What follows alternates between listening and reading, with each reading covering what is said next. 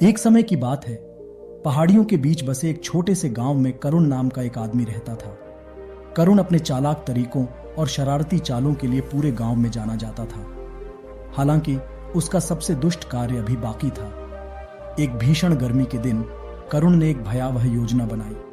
उसने भोजन में जहर मिलाकर उसे पूज्य बुद्ध, प्रबुद्ध व्यक्ति को अर्पित करने का निर्णय लिया, जो लोगों के साथ अपना ज्ञान साझा करने के लिए कभी कभार गांव आते थे। करुण ने एक घातक मिश्रण, जहर मिला हुआ भोजन तैयार किया और इसे भोजन की एक विनम्र भेंट के रूप में छिपा दिया। उसने इसे एक सुंदर सजे हुए थाल में रखा और बुद्ध के आगमन की प्रतीक्षा करने लगा। जैसे ही बुद्ध की यात्रा की खबर फैली, ग्रामीण उनकी शिक्षाओं की आशा में एकत्र हो गए। वे जानते थे कि उनके शब्दों में दिल और दिमाग को बदलने की ताकत है।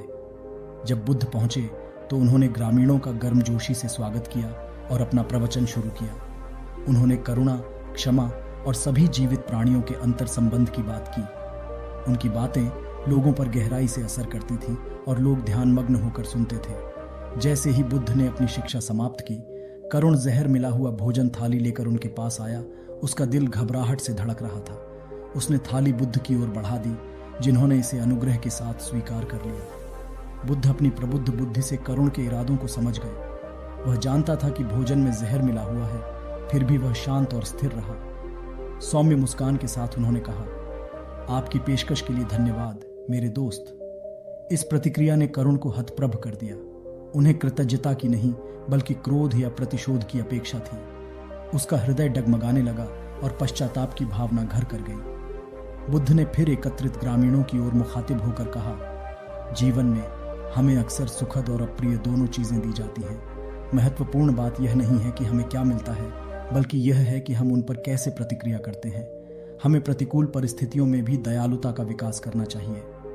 जैसे ही उन्होंने बोलना जारी रखा, बुद्ध ने जहरीले भोजन से एक छोटा सा निवाला लिया और अपने होठों से लगा लिया। उसी क्षण कुछ चमत्कारी घटित हुआ। पास के पेड़ों पर पक्षी अधिक मधुरता से गाने लगे और हल्की हवा के झोंके से पत्तों में सरसराहट होने लगी। वातावरण एक अलौकिक रोशनी से झिलमिलाता हुआ प्रतीत हो रहा था।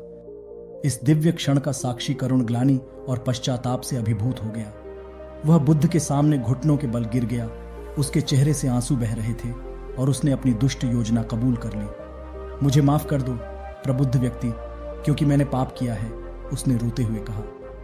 करुणा की अपनी शिक्षाओं के प्रति सच्चे बुद्ध ने करुण को माफ कर दिया और उसे धार्मिकता के मार्ग पर मार्गदर्शन प्रदान किया। उन्होंने समझाया कि किसी के तरीके को बदलने में कभी देर नहीं होती है और क्षमा और मुक्ति उन सभी के लिए उपलब्ध है जो उन्हें ईमानदारी से मांगते हैं। करुण बुद्ध की दयालुता और बुद्धिमत्ता से बहुत प्रभावित हुए। उन्होंने अपने धोखेबाज तरीकों को सुधारने और करुणा और उदारता का अभ्यास करने के लिए अपना जीवन समर्पित करने की कसम खाई। यह कहानी हमें सिखाती है कि प्रतिकूल परिस्थितियों में भी करुणा और क्षमा दिलों को बदल सकती है और व्यक्तियों को मुक्ति और आध्यात्मिक विकास के मार्ग पर ले जा सकती है।